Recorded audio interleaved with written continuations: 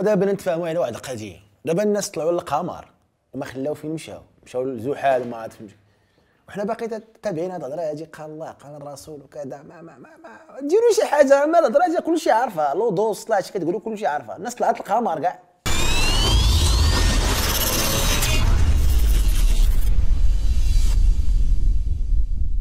دابا السي هشام واش هذا من نيته تيهضر؟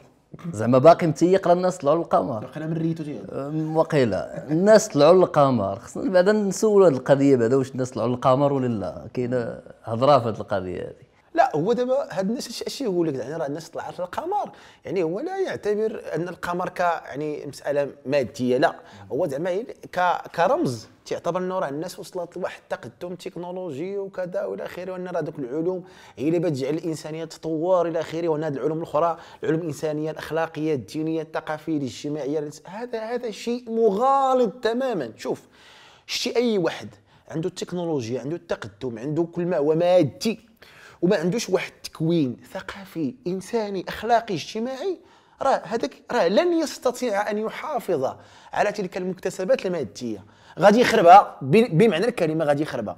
اذا هنا كاينه واحد المفارقه. انا ما عرفتش علاش الناس تيفرقوا ما بين العلوم وتيجعلوا هذا نقص، هذا اقل اهميه من هذا اقل اهميه، مع العلم ان هذه العلوم كلها وعندها الاهميه ديالها. صح السي هشام، العلوم منفكه. كاين علوم انسانيه، علوم عقليه، علوم تكنولوجيه، علوم. ما يمكنش يجي عندي انا واحد ويقول لي مثلا يقارن لي علوم الشرع او الشريعه او علم الاجتماع او بعلم تكنولوجي.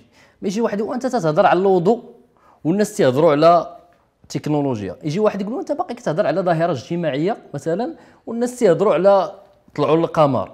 فالعلوم منفكه، ما يمكنش تقارن علم بعلم. كل علم سواء ايماني يحتاج انسان الى ايمان، اخلاقي نحتاج الى اخلاق، ما شاء الله. علم الاجتماع نحتاجه، علم الفلك نحتاجه، كل العلوم. فيجي واحد يقول لنا احنا خصنا علوم معينه والعلوم الاخرى ما عندنا ما نديروا بها. هذا هدم الحضارات كلها. وحاجه اخرى السي رضوان باش نتفقوا عليها، راه الاسلام دعا الى العلوم، دعا الى معرفه العلوم، حتى انها جعلها فرض كفايه، بمعنى انه اذا ما دارهاش واحد في راه نأثم كلنا كأمة. بالعكس الإسلام دعا إلى التدبر، قال وفي أنفسكم أفلا تبصرون أفلا تتدبرون أفلا ينظرون إلى الإبل إلى آخره. فالإسلام دعا إلى التدبر، دعا إلى التعلم إلى آخره.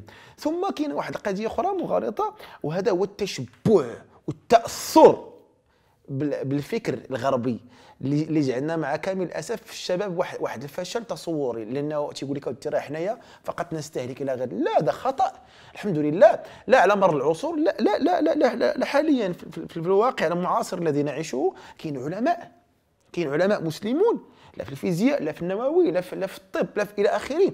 الحمد لله واصلين في لانازا كاع هادو اللي تيقول لك طلعوا للقمر اللي كاين في جهه واتزم، راه كاينين معاهم علماء يعني مسلمين لا غير ذلك. فبالتالي ما يمكنش نبخسوا حنا هذه المساله هذه ونقول لا. ثم كاين واحد القضيه اخرى، هجره الادمغه السي رضوان كما لا يخفى عليك.